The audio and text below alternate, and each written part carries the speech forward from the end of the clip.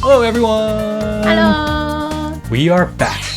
Now recently, we had a bit of an issue with some parents at Mina's elementary school. ちょっと悲しいことがあって、でいつもゆかとミーナは外で英語で話してる。で、それを見てたお母さんたち2人が、1人の人がミーナちゃんところ英語で話すんだねっていう感じで、そしたらもう1人のお母さんがそうなんだよ、英語で話すんだよあそこっていう感じで、こういう感じの顔。Yes, it was said with a look of disgust, annoyance, nuisance. And at that point we thought, wait a minute, is she secretly a detractor of おうち英語? まあちょっと気のせいかもしれないけど、その時はちょっと感じた。もしかしたら皆さんもおうち英語してて、そういうのを感じたことがあるかもしれない。で、今日は結構私たちもそういう経験をしてるから、なんでそういう人がいるんだろう。アンチっていう言い方は悪いけど、ネガティブな考えを持ってる人がなんでいるんだろう。で、そういう人に会った時にどうしたらいいんだろうっていうことと、でもし今この動画を見てる人がネガティブシンキングの方、おうち英語に対してだったら、おうち英語ってこういういいとこがあるんだよっていうのもちょっと考え方を変えてくれるといいかなと思って動画を撮ってみました。We've been very lucky. None of our viewers have left any negative remarks in the comment section, but there's always one or two people who always hit the dislike button on every single one of our videos. We know you're watching. We also sometimes see on other people's YouTube channels or on Twitter negative comments regarding おうち英語。外に出してる人はそれはそれだけど、言わないけど心でちょっと思ってるって人も多分中にはいるよね、きっと。でも、みんないろんな考えがあってもいいんだよね。おうち英語のことをもし嫌ってる人がいてもそれはそれでいい。アンチに思ってる人をアンチにするための動画じゃない。いろんな考えがあって、それをみんなちょっと理解してみようよっていうような動画にしたいなと思う。That's right. So let's break down why someone would be opposed to おうち英語. And from our experience, there are 4 main reasons why someone would be a detractor. Reason number 1, it impedes the child's Japanese ability. 幼児期の英語学習は日本語学習の弊害になるって考えてる人が多い。で、実際やっぱり日本語はすごい大事だって思ってるしね。Now there are 3 types of ways to acquire English. The first type is ENL, or English as a native language. This is where someone grows up speaking English as their mother tongue. The second is ESL, or English as a second language. This is where someone moves to a country where English is the main language, and they learn it as their second language. I actually fall into this category. The third type is EFL, English as a foreign language. This is where someone learns English where English is not the dominant language. So, in our case, Japan. For ENL and ESL, without the child and the parent's effort, it's very difficult to maintain native level Japanese ability. There's also a risk of double limited or semi-lingual. And I actually feel that I fall into this category. I want to talk more about that in a separate video. But for EFL, those of us teaching English to our child here in Japan, there's no need to worry. Introducing English at an early age while you're living in Japan, it's not a problem. So go ahead, keep reading English storybooks to your child. Keep listening to English songs in your car. It's totally fine. それをやったぐらいで影響しないってことね。That's right. Reason number 2. It leads to a loss of Japanese identity. これ結構聞くよね。で、英語をたくさん勉強しすぎると、なんか日本人としてのアイデンティティなくなるんじゃないかみたいな。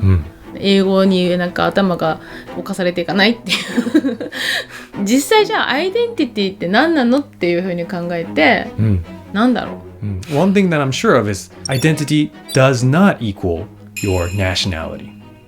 Identity is what defines a person. It can be shaped by cultural, psychological, or personal factors. And identity is something that's dynamic, and it evolves over time. Think about this. Does being Japanese mean being monolingual? To me, that makes no sense. If you want to have pride in being Japanese, then why don't you speak English, a universal language, so that you can succeed on the global stage? 確かに英語話して外に出た方がもっと日本人として活躍できるし、それをアピールできるよね。 That's right. That's why Japanese children, even young ones, should be exposed to English so that they can show the world how great Japan is. Reason number 3. English isn't necessary. 確かに必要ないかもしれない。日本にいたらもう仕事もできるし生活もできるから、絶対それが必要かって言われたらそうじゃないね。 It's true that you don't need English to be successful in Japan, but if you use that as an excuse, then really we don't need to teach our kids anything. まあ、確かにじゃあ何にもしないでいいのかってなっちゃうよね。Piano lessons, swimming lessons, programming. Who needs that, right? The reason why parents choose to teach English to their children is because it gives them an upper hand in life. 最終的に英語がそれで身についてれば、もしかしたらまあいい職に就けるかもしれないし、海外に行った時に困らないかもしれないし、その子の未来は広がるよね、最終的に。And some people claim that with AI nowadays, they can just translate everything for them. And I use ChatGPT too. It's amazing. It's made my translation work speed up tenfold. But even then, I still think AI will never truly replace humans. Human-to-human communication is a very deep thing. And it requires a lot of knowledge in specific fields. And so AI can never truly replace that. On top of that, those who learn English are able to develop critical thinking skills. It increases their cultural awareness, and it helps them develop empathy. So why not train your child to speak English? Reason number 4. Insecurity and jealousy. もしかしたらだから最初に話したそのママ友もこういう感じなのかもしれないね。This might be probably the biggest reason why there are so many detractors. And let's think about that. Maybe the mother is scrolling through their social media and they get sick and tired of seeing posts about Ochiego pop up on their feed. ゆうかもさ、だから SNS とか見てて誰かがこうすごい子供を投稿してたりとかするのね、したらなんかうちはそんなのできてないとか、なんか比べちゃったりとか、あとは自分をね、だからこんな風にさせてあげられてないっていうなんか自分を責めたりとかするから。Yeah.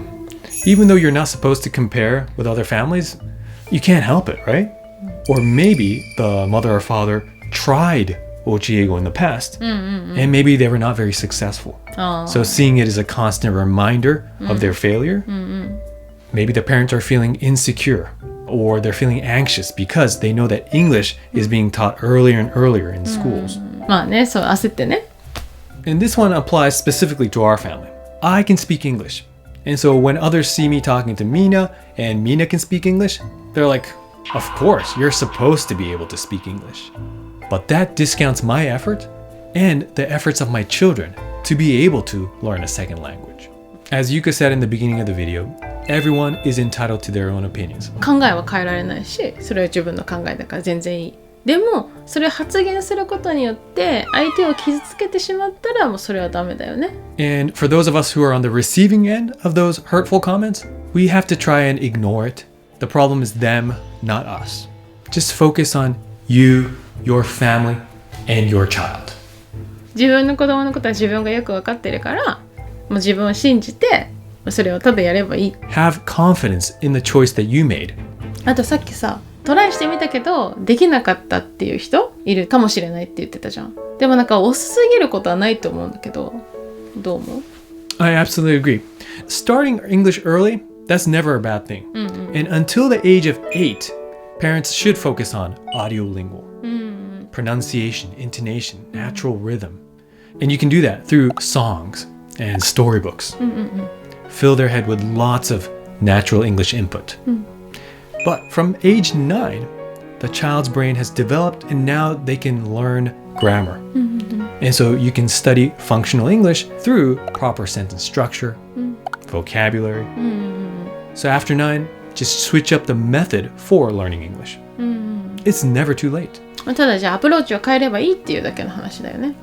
No matter what method you choose, just make sure that your approach is fun for the child and that they have a purpose for learning English. 確かに楽しくて興味があるもんじゃないと子供は続かないし、それをなんか見つけてあげるのが親の仕事かもしれない。 That's a good point. 皆さんは実際おうち英語で生活をしててネガティブな反応を周りにされたことがありますか？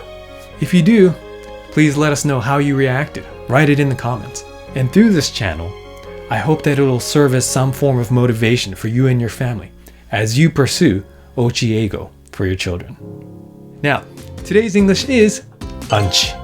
アンチって英語？ Well, technically, anti is English, but we don't use it in the same way. To say anchi, you can say detractor, like I've been saying in this video, but a more common, casual way to say it is hater.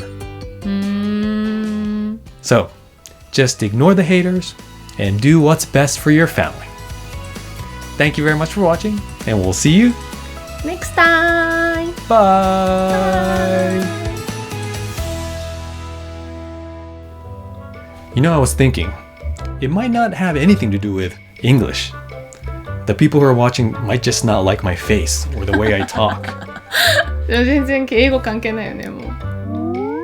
Nah, impossible. もうこれが嫌だっていうことだったらもうそれはもうどうにもできない。じゃあもうチャンネルを消してくださいってなるしかない。でもおうち英語頑張って